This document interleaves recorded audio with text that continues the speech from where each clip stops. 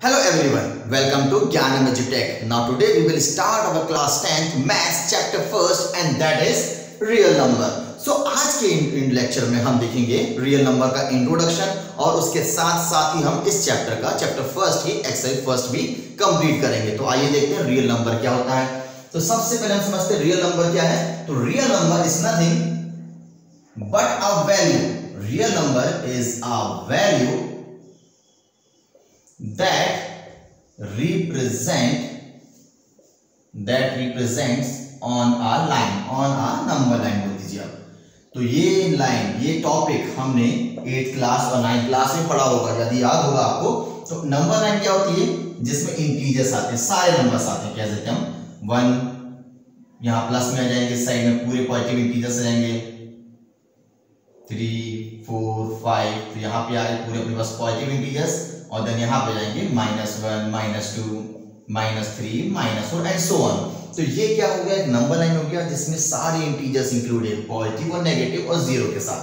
तो ये पूरे नंबर्स को जो नंबर लाइन में रिप्रेजेंट होता है उस एक वैल्यू को, जैसे कि कोई वैल्यू लीजिए, 1 ले लीजिए, -1 ले लीजिए, 0 ले लीजिए। इसके अलावा रियल नंबर फ्रैक्शन के फॉर्म में होता है, जैसे कि रैशनल नंबर्स और इर्रेशनल नंबर्स के फॉर्म में होता है। जैसे कि मान के चलिए कोई भी एक होगा, तो अगर यहाँ पे बन जाएगा 2/5, तो ये भी एक मान के ये भी हम कह सकते हैं ये क्या है? रियल नंबर होगा। इसके अलावा अगर इर्रेशनल या पॉइंट भी कोई नंबर आता है 2.4 5 एंड सो ऑन, तो ये थोड़ा कॉम्प्लेक्स जरूर होगा बट इसको भी हम क्या बोलेंगे? रियल नंबर बोलेंगे। तो आइए और देखते हैं, क्लियर कर लेते हैं, थोड़ा कॉन्सेप्ट क्लियर कर लेते हैं तो और इजी होगा। तो अब हम बेस को देखते हैं, बेसिक थोड़ा टॉपिक क्लियर कर लेते हैं। तो सबसे पहले हम देखते हैं नंबर सिस्टम क्या है, ये भी आपने पहले पढ़ा है। तो सबसे पहले हम नंबर देखते हैं, जब भी हम किसी चीज को गिनते हैं या फिर हम किसी चीज को कैलकुलेट करना स्टार्ट करते हैं, या फिर इंसानों ने सबसे पहले किसी चीज को देखा होगा तो कहां से स्टार्ट किया होगा? गिनती 1 से किया होगा। तो जैसे कि वो नंबर्स जो 1 2 3 4 9 तक कैलकुलेट होते हैं उनको हम क्या बोलते हैं? नेचुरल नंबर बोलते हैं, जिसको हम हिंदी में बोल सकते हैं प्राकृतिक संख्याएं, है ना। तो 1 2 3 4 एंड सो ऑन 9 तक जो नंबर थे वो क्या हो गए? नेचुरल नंबर हो गए, प्राकृतिक संख्याएं हो गई। इसके बाद अब क्या? अब वैल्यूज को बढ़ाना भी है, तो क्या किया? उसके बाद 0 आया। 0 जैसे आया तो संख्याएं क्या होगी? पूर्ण हो गई, कंप्लीट हो गई। तो उन संख्याओं का हमने क्या बोला? नंबर्स को हमने क्या बोला? होल नंबर बोला। जैसे कि 0 1 2 40 100 जितने भी कंटिन्यूएशन में जाने दीजिए, जितने भी अनफिनिट नंबर आएंगे वो सारे क्या हो गए? होल नंबर्स हो गए। तो ये हो गया दोनों कॉन्सेप्ट। इसके अलावा और भी आया, क्या आया? इवन नंबर आया। इवन नंबर्स वो हुए जिसमें जो 2 से डिवाइड होने लगे। वो नंबर जो सिर्फ 2 से डिवाइड होंगे उसको हमने क्या बोला? इवन नंबर बोला। इसके आगे हमने क्या पढ़ा था? ऑड नंबर पढ़ा है। ऑड नंबर वो होता है जो 2 से डिवाइड ना हो, 1 3 5 7 9 एंड सो ऑन। तो ये हो गया बेसिक कॉन्सेप्ट, ये हमने पहले भी देखा हुआ है। अब क्या होता है? इसके बाद क्या आया? इसके बाद आया वो नंबर्स जो सिर्फ अपने आप से ही डिवाइड हो या फिर 1 से डिवाइड हो। तो वो नंबर्स क्या कहलाए हमारे पास? प्राइम नंबर्स कहलाए। प्राइम नंबर्स वो होते हैं जो सिर्फ अपने से डिवाइड होते हैं और किसी से नहीं होते। जैसे कि मान के चलिए 3 5 7 9 एंड सो ऑन, तो वो सारे नंबर्स क्या बोले हमने? प्राइम नंबर बोले। तो ये हो गया बेसिक थोड़ा सा। और क्या देखते हैं? अब आते हैं हम रैशनल नंबर क्या होता है। इसको नोट करने का लीजिए, देख लीजिए, तो आपने पहले ही पढ़ा है। रैशनल नंबर क्या होता है? तो रैशनल नंबर वो होता है जो p/q के फॉर्म में होगा। सिंपल, p/q के फॉर्म में जो भी नंबर होगा उसको हम क्या बोलेंगे? रैशनल नंबर बोलेंगे। और उसके बाद एक और कंडीशन आती है, क्या? जिसमें रैशनल नंबर जो p/q के फॉर्म में होगा, जैसे कि 7/3 27/2, वो नंबर जो p/q के फॉर्म में। बट इसके अलावा एक कंडीशन क्या थी? जिसमें q is not equal to 0।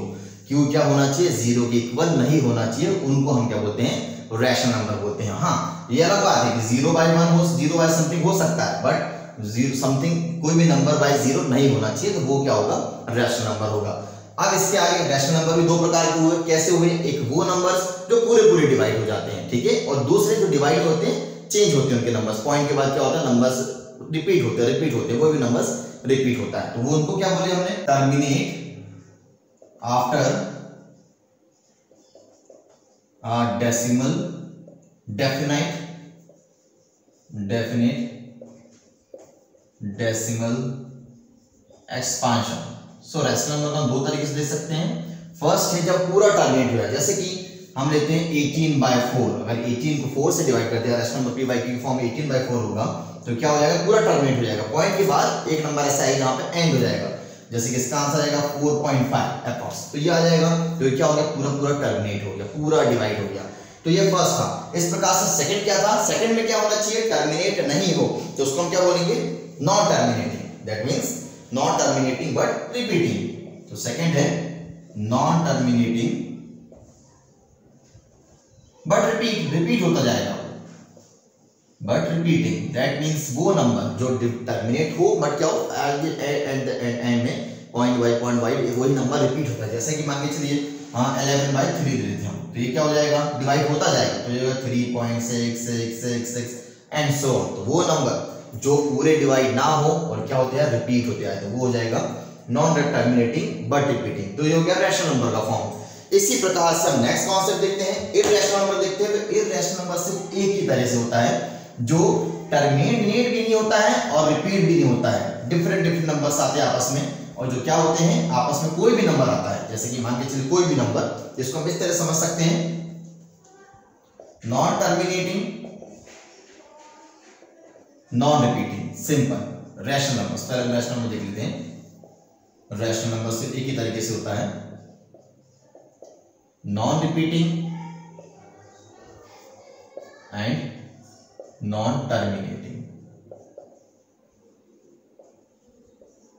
That means कोई भी नंबर ले लीजिए, कोई भी नंबर पॉइंट के बाद 4.3 4 5 6 7 0 1 2 जो रिपीट ना हो और टर्मिनेट भी ना हो, कोई भी नंबर आपस में चले जाए, तो वो क्या होगा, इररेशनल नंबर। तो कहने का मतलब ये है कि जो हमारा रियल नंबर होता है वो क्या होता है, रैशनल नंबर और इररेशनल नंबर का कॉम्बिनेशन होता है। सारे नंबर्स, भले नेचुरल हो, होल नंबर हो, इवन हो, सारे नंबर्स क्या कहलाते हैं, रियल नंबर कहलाते हैं। बेसिक कॉन्सेप्ट तो ये था, वही हम आपको पूरा समझाना चाहते हैं। तो ये हो गया पूरा नंबर सिस्टम का बेसिक कॉन्सेप्ट। और रियल नंबर क्या होते हैं, इररेशनल और रैशनल दोनों मिला के ही क्या होगा, रियल नंबर्स होगा। और बेसिकली जितने भी नंबर फॉर्म हमने पढ़ा था, वो शायद नेचुरल हो या फिर कुछ भी हो, वो भी क्या बन जाएंगे, वो भी क्या होगा, एक रियल नंबर भी होगा।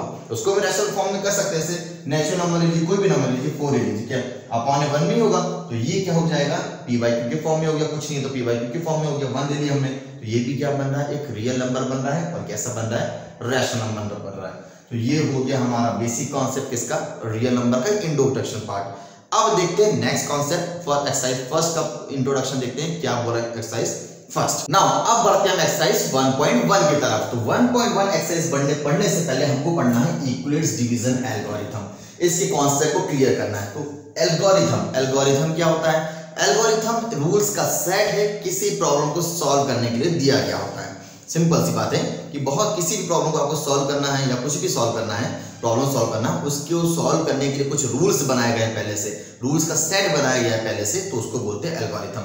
जैसे कि सिंपल आपको चाय बनानी है, चाय बनाने के कुछ प्रोसेस है। कैसी प्रोसेस है, आपको पानी बॉईल करना पड़ेगा, उसमें शुगर डालना पड़ेगा, देन उसमें चाय पत्ती डालना पड़ेगा, देन उसके बाद चाय बनती है। तो ये क्या है, रूल्स बनाए गए हैं। उसी प्रकार से दो नंबर को प्लस करना है, तो एक देते नंबर, देन प्लस का साइन, देन नंबर इक्वल्स, यहाँ पे वो रिजल्ट मिल जाता है। तो ये भी क्या है, एक रूल है। इसी प्रोसेस को, इस रूल को हम क्या बोलते हैं, एल्गोरिथम बोलते हैं। सिंपल। तो अब हमको पढ़ना कौन सा है, डिवीजन एल्गोरिथम पढ़ना है।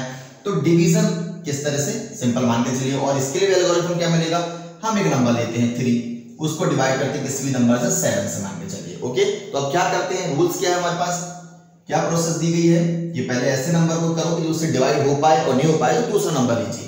तो हम लेते हैं 2, 7 तो 3 के टेबल में आता है, तो हम लेंगे क्या, उससे कम जो नंबर आए, तो हम लेते हैं 3 2 जा 6, ये हो गया। देन इसके बाद क्या करते हैं, इस नंबर को इससे माइनस करते हैं, बचा 1। तो ये क्या हो गया, एक रूल है, एक एल्गोरिथम दिया है डिवीजन करने के लिए।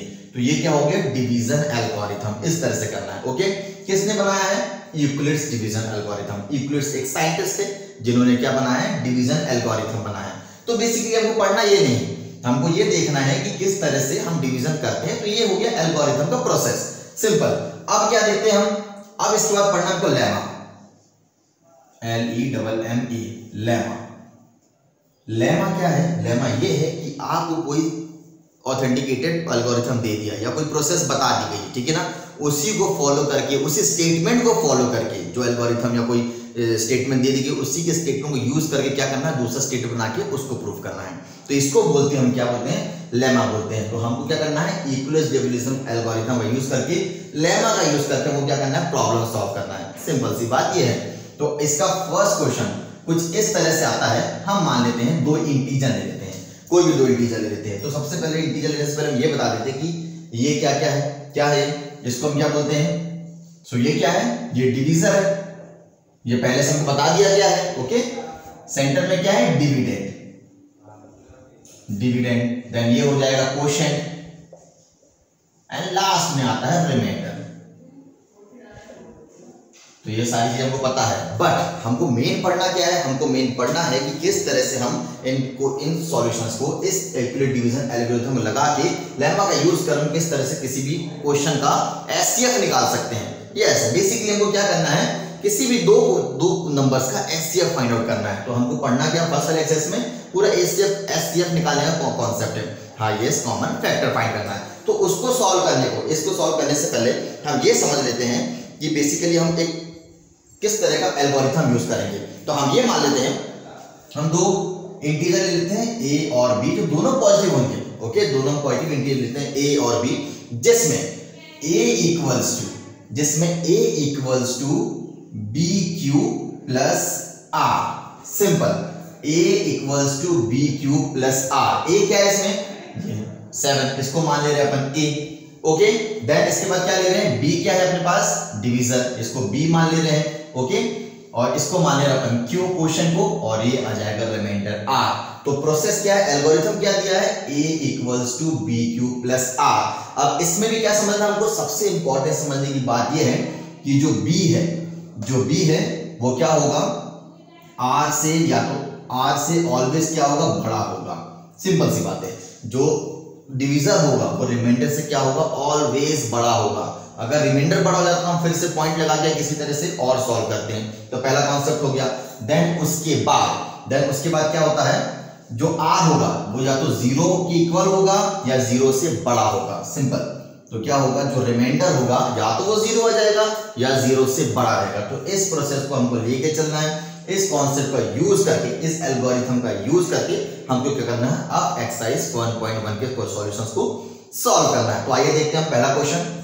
नाउ अब बढ़ते हैं अपने इस एक्सरसाइज 1.1 का फर्स्ट क्वेश्चन की तरफ। तो आइए देखते हैं फर्स्ट क्वेश्चन क्या बोल रहा है, use equivalent division algorithm to find the HCF of. हमें इक्विवेलेंट डिवीजन एल्गोरिथम का यूज करके इस क्वेश्चन 135 एंड 225 का एचसीएफ फाइंड आउट करना है। तो आइए देखते कैसे करते हैं। तो हमको पता है, अभी मैंने इंट्रोडक्शन में बताया था कि इक्विवेलेंट डिवीजन एल्गोरिथम क्या था, dividend equals to divisor into quotient plus remainder. That means हम क्या मान रहे हैं, डिविडेंड को मान रहे हैं ए, डिवीजर को मान रहे हैं हम बी, इसको क्यू प्लस आर। तो ये हमारा क्या हो गया, equivalent division algorithm.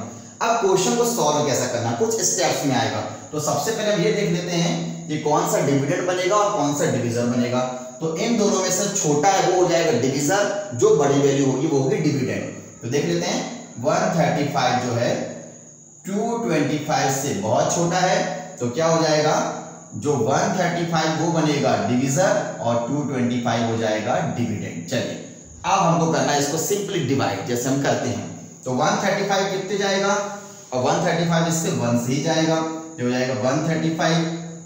Simply minus कर दीजिए, जो फॉर्मेट है उसी को अप्लाई करते हैं हम। यहाँ आ जाएगा 0, 1 यहाँ जाएगा, तो ये हो जाएगा अपने पास 12, 90, यहाँ कैंसिल आउट। नाउ अब देखिए रिमाइंडर कितना बच रहा है, 90। हमको कितना चाहिए, 0 चाहिए। तो पहला स्टेप क्या है हमारे पास, पहला स्टेप हो जाएगा, ए क्या है हमारे पास 225 इज इक्वल्स टू बी कितना हो जाएगा 135।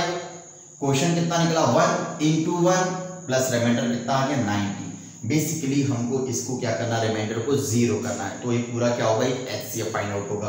अब करना क्या है, जो ये 90 आए रिमाइंडर और जो डिवीजर है, अब डिवीजर बन जाएगा डिविडेंड और रिमाइंडर बन जाएगा डिवीजर। किस तरह से, ये जो 135 है हमको ऐसे समझना है कि 135 ने 225 को पूरा डिवाइड नहीं किया, तो अब हम 135 को डिवाइड करेंगे इस रिमाइंडर से। तो ये हो जाएगा 135 यहाँ जाएगा। अब 90 से हम इसको 135 को डिवाइड करेंगे, तो ये भी सिमिलरली 1 से जाएगा, 90 बचेगा। चलिए अब माइनस करते हैं, कितना आ गया 45 बचा। तो सेकंड स्टेप क्या हो जाएगा हमारे पास, सेकंड स्टेप आ रहा है, अब डिविडेंड कितना हो गया 135, तो ए हो जाएगा 135। नाउ डिवीजन कितना हो जाएगा 90, रिमाइंडर क्वेश्चन कितना हो जाएगा 1 और रिमाइंडर अभी बच रहा है 45। तो अभी भी क्वेश्चन खत्म नहीं हुआ है, फिर से इसी स्टेप को अप्लाई करेंगे। अब क्या हो जाएगा, जो रिमाइंडर है वो बन जाएगा डिवीजर और जो पहले रिमाइंडर था जो डिवीजर था वो बन जाएगा डिविडेंड। नाउ अब इसको ट्राई करते हैं, तो 45 को 90 से डिवाइड करते हैं तो इजीली हो जाएगा। 45 2 जा होता है 90 पूरा कैंसिल आउट हो गया, रिमाइंडर बच रहा है 0। तो लास्ट स्टेप क्या है हमारे पास, third step. So third step में हो जाएगा 90 हो जाएगा dividend, 45 divisor into 2 plus 0। So ये हो गया हमारे पास आंसर कंप्लीट। बट अब क्या करना है, जो आखिरी में जो बिल्कुल लास्ट में जो रिमाइंडर 0 हुआ था उसका जो डिवीजर है, उसका जो ये b है उसका जो डिवीजर है वो क्या होता है, इसका इस क्वेश्चन का क्या बनेगा अभी HCF बनेगा। जैसे कि आंसर क्या हो जाएगा हमारे पास, द HCF ऑफ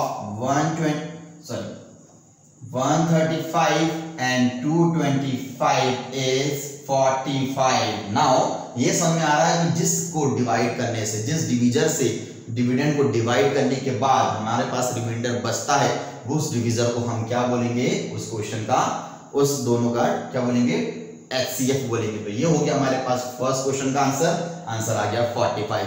तो इसी तरह से हमको बाकी भी करना है। तो आइए देखते हैं क्वेश्चन नंबर सेकंड। नाउ अब देखते हैं क्वेश्चन नंबर फर्स्ट का सेकंड पार्ट। तो क्वेश्चन नंबर फर्स्ट का सेकंड है 196 and 3822 चेक कर लेते हैं सबसे पहले कि कौन सा डिविडेंड बनेगा कौन सा डिवीजर।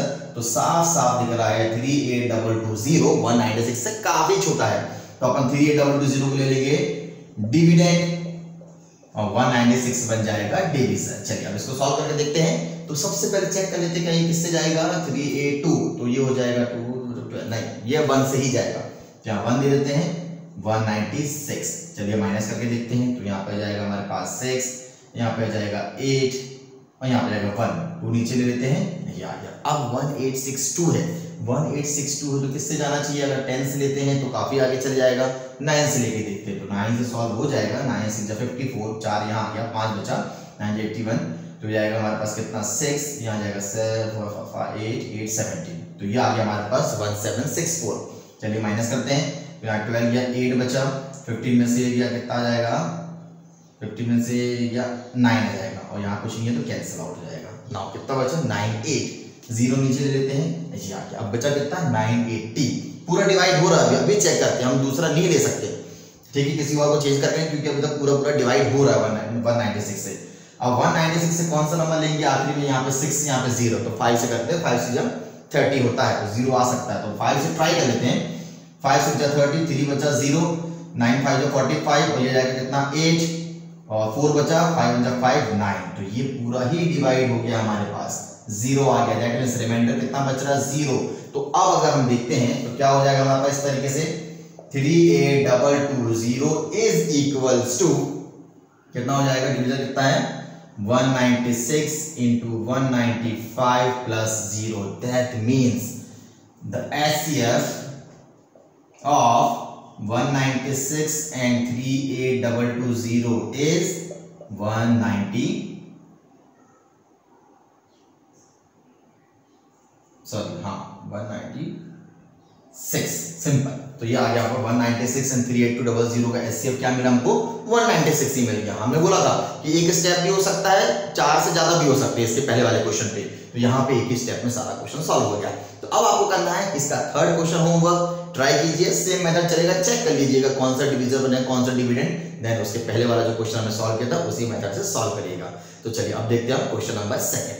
नाउ हम देखते हैं एक्सरसाइज 1.1 का क्वेश्चन नंबर सेकंड, जो बहुत इंटरेस्टिंग है, कभी कभी बच्चों को समझ में नहीं आता है, क्यों अभी देख लेते हैं, बहुत इजी है। क्वेश्चन बोल रहा है so that any positive odd integers, हमको कैसा शो करना है, कौन से इंटीजर्स, ऑड इंटीजर जो 2 से डिवाइड नहीं होते हैं, is of the form 6q + 1, या तो वो ऑड इंटीजर 6q + 1 के फॉर्म में रहेंगे, या फिर 6q + 3 के फॉर्म में रहेंगे, या फिर 6q + 5 के फॉर्म में रहेंगे। हमको इन फॉर्म्स को ऑड पॉजिटिव इंटीजर्स होंगे, ये हमको क्या करना है, प्रूव करना है। हम q को कोई भी एक सम इंटीजर ले सकते हैं।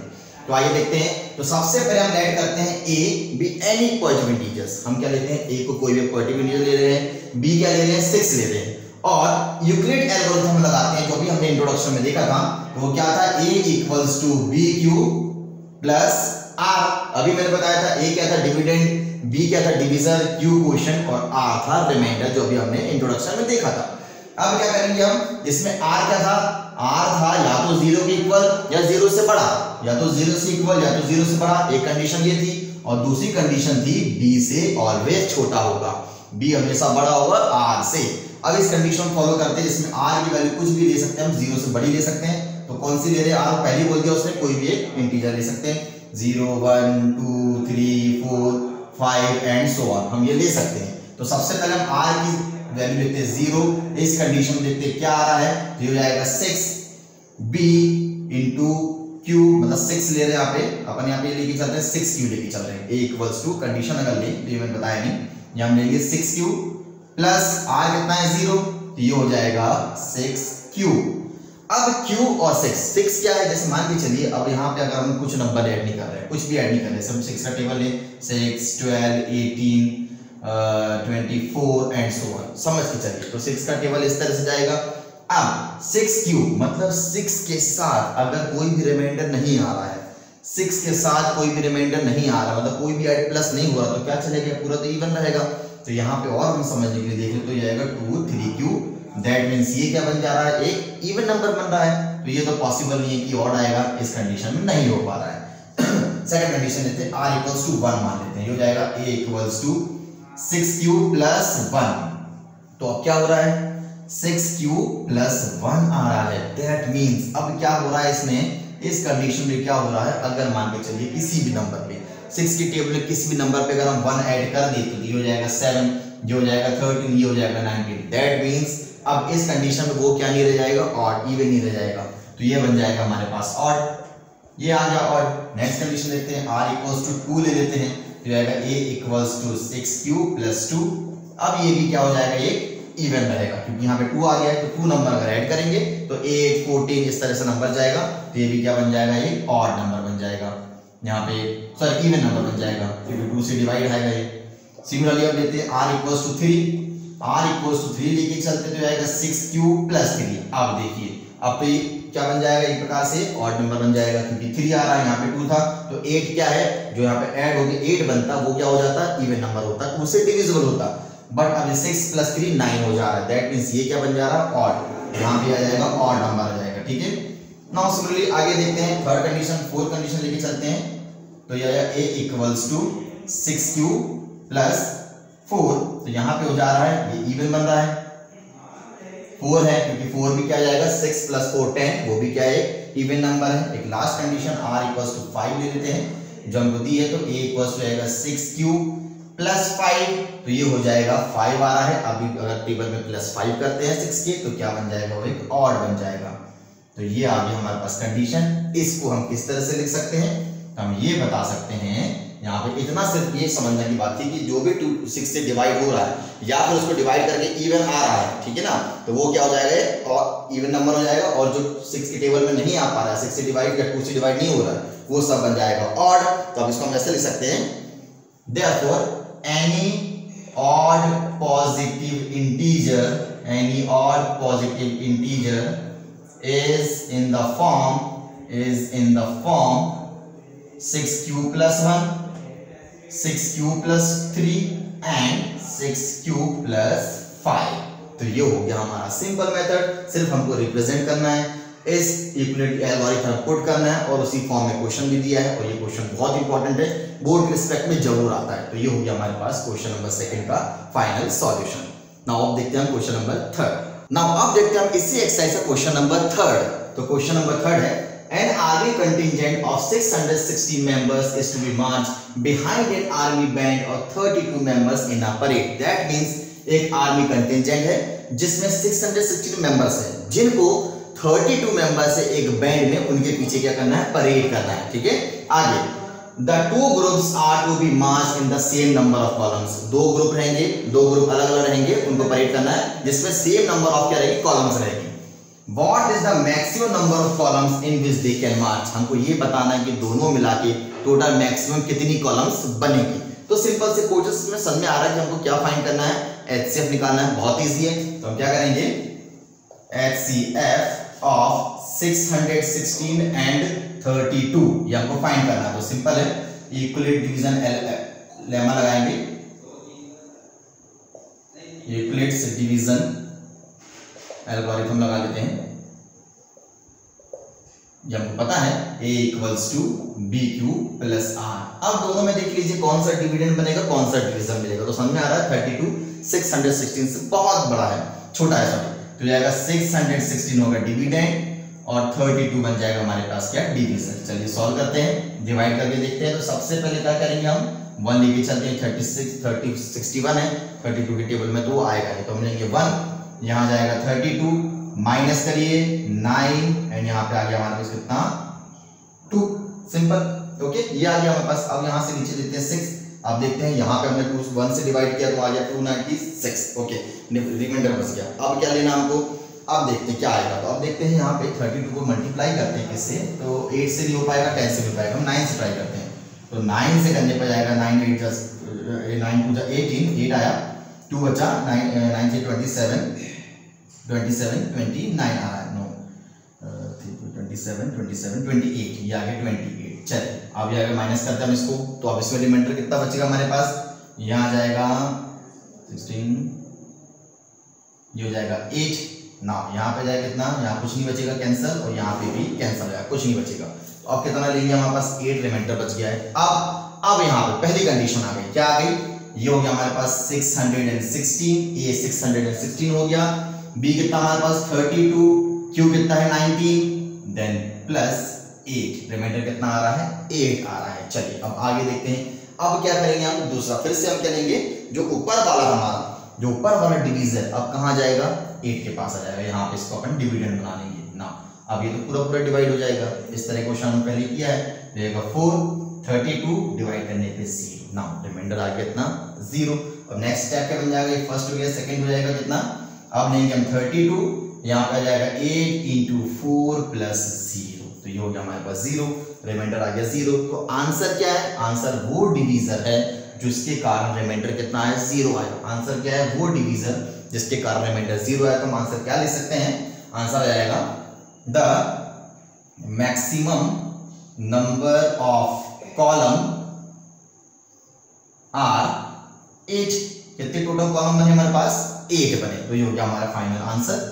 आप नोट कर लीजिए, वीडियो पॉज करके करिएगा। अब बढ़ते हैं हम क्वेश्चन नंबर 4 की तरफ। नाउ अब हमारा इसी एक्सरसाइज का क्वेश्चन नंबर 4 देखते हैं। क्वेश्चन नंबर 4 क्या बोल रहा है, use Euclid's division lemma to show that the square of any positive integer is either of the form of 3m or 3m plus 1 for some integer m. That means अब prove करना है कि इक्विलेट division lemma का use करके जो square होगा किसी positive integer का, स्क्वायर किसी पॉजिटिव इंटीजर का होगा, वो क्या होगा, किस फॉर्म में होगा, 3m और 3m plus 1 के फॉर्म में होगा। तो चलिए देखते हैं। तो सबसे पहले मान लेते हैं let a be any positive integer सबसे पहले, और b को हम मान लेते हैं 3। जैसे हमने क्वेश्चन नंबर 2 में देखा था, b को वहां पे 6 माना था, 6 + 1 में, उसी प्रकार से यहाँ पे क्या मान लेंगे, b को 3 मान लेंगे। फिर से हम लगाते हैं यूक्लिड्स डिवीजन एल्गोरिथम लगाते हैं। चलिए देखते हैं। तो कंडीशन क्या आती है हमारे पास, a = bq + r, जहां पे r जो है वो क्या है, 0 के या तो इक्वल है या 0 से बड़ा है, और उसके बाद b से क्या है, ऑलवेज छोटा है, डिवीजन से ऑलवेज छोटा है। तो चलिए अपन रखते हैं r, हम मान ले रहे हैं 0 1 और 2। तो पहली कंडीशन लेते हैं r की 0 से वैल्यू पुट करिए, तो a इक्वल्स टू जाएगा 3q, दैट मींस 3, हाँ q रख दीजिए, कोई प्रॉब्लम नहीं, 3q + 0। तो यहाँ जान दो, तो ये आएगा a इक्वल्स टू 3q, 0 तो अलग हो गया। अब इसको क्या करना है, क्वेश्चन के अनुसार स्क्वायर रखना है। तो क्या हो जाएगा, ये स्क्वायर और इसका भी हो जाएगा स्क्वायर। तो क्या हो जाएगा, a² = 9, q² कॉमन निकालिए, a² हो जाएगा 3q²। अब ये आ गया है, तो हम क्या मानेंगे, अब ये जो 3q² है इसको ले लेंगे कांस्टेंट। तो ये जाएगा a² = 3m, कांस्टेंट क्या लिया हमने, m। चलिए अब आगे बढ़ते हैं। अब देखते हैं r = 1। अब क्या हो जाएगा, a equals to 3q plus 1, square लगा दीजिए अगेन, ये स्क्वायर हो गया तो यह a square equals to formula लगाइए a प्लस b का स्क्वायर, हो जाएगा कितना, a स्क्वायर मतलब 9 का square, 9q square plus 6q plus 1। अब कॉमन लेते हैं हम, थोड़ा सा देखते हैं इसमें इतने में कॉमन क्या मिल रहा है, तो इतने में कॉमन मिल रहा है 3 बाहर, हो जाएगा 3q square plus 2q plus 1। ना अब इतनी सी वैल्यू में ये 3q स्क्वायर प्लस 2q में क्या लेंगे हम, कांस्टेंट निकालेंगे, तो कांस्टेंट क्या आ जाएगा, a इक्वल्स टू 3m मान लीजिए, अभी हम m लेके चल रहे हैं, हर जगह हम लेके चलिए, तो ये बन गया 3m प्लस 1। दैट मींस क्या समझ में आ रहा है, पहला आ गया a स्क्वायर आ गया 3m, जब 0 लिए तो 3m आ गया, दूसरी कंडीशन क्या है 3m प्लस 1। अब हम क्वेश्चन के साथ में आ रहे हैं, थर्ड कंडीशन क्या आ रही है, r इक्वल्स टू 2 लेते हैं, अब क्या हो जाएगा, a equals to 3q plus 2, square लगा दीजिए, फॉर्मूला लगा दो a square a plus b का होल स्क्वायर, तो जाएगा 9q स्क्वायर प्लस 2 जा 4, 4 3 जा 12, 12q plus b square that means 4। अब इस 4 को ब्रेक करेंगे, क्यों करेंगे पता चलेगा अभी, जो आएगा a square plus 9q square plus 12q plus 3 plus 1। That means अब इतनी वैल्यू में इन तीन टर्म्स में क्या मिल जाएगा हमको, कांस्टेंट मिल जाएगा, कुछ कॉमन मिल जाएगा, फिर कांस्टेंट निकालेंगे, जैसे मिल जाएगा 3 कॉमन मिल जाएगा, ये हो जाएगा 3q square plus 4q plus 1, then bracket में पूरा ब्रैकेट में क्लोज हो गया, जितनी वैल्यू ब्रैकेट में है, जितनी वैल्यू ब्रैकेट में उसको मान लो कांस्टेंट m, जो जाएगा a square equals to 3m plus 1। तो इस तरह से हमको जो भी वैल्यू रखेंगे वो क्या मिलती जाएगी, कांस्टेंट मिलेगी, जो भी वैल्यू 3 रखेंगे 4 रखेंगे, फॉर्मूला लगाते जाना हमको, और जो भी ब्रैकेट में आता है उसको क्या मानेंगे, कांस्टेंट मानेंगे। तो ये प्रूफ हो गया है कि जो भी पॉजिटिव इंटीजर्स होगा वो किस फॉर्म में होगा, स्क्वायर लगा के वो किस फॉर्म में होगा, 3m और 3m प्लस 1। तो साथ में नोट करते जाइए, आपको इजी हो जाएगा। अब क्या कर सकते हैं, इसको सिंपली आंसर तो आ गया, फिर भी हम इसको इतना ले देंगे, जो ये इंटीजर्स है जो भी ये फॉर्म में है वो क्या हो जाएगा, जो आ रहा है, जो इंटीजर्स स्क्वायर होके आ रहे हैं वो क्या होंगे, which can be written in the form 3m और 3m प्लस 1। सिंपल, बस जो वैल्यू स्क्वायर आएगा वो किसके फॉर्म में आएगा, 3m और 3m प्लस 1 के फॉर्म में आएगा, विच इज डिविजिबल बाय 3। तो सारी वैल्यूज क्या होंगी, 3 से डिविजिबल होंगी, बस इतना बताना था। तो ये हो गया हमारा क्वेश्चन नंबर 4। क्वेश्चन नंबर 5 आप खुद से ट्राई कीजिए, डाउट आता कमेंट कीजिए, मैं उसको भी एक्सप्लेन कर दूंगा। तो हमारी आज क्वेश्चन एक्सरसाइज 1.1 कंप्लीट होती है, नेक्स्ट वीडियो हम 1.2 को स्टार्ट करेंगे। Thank you.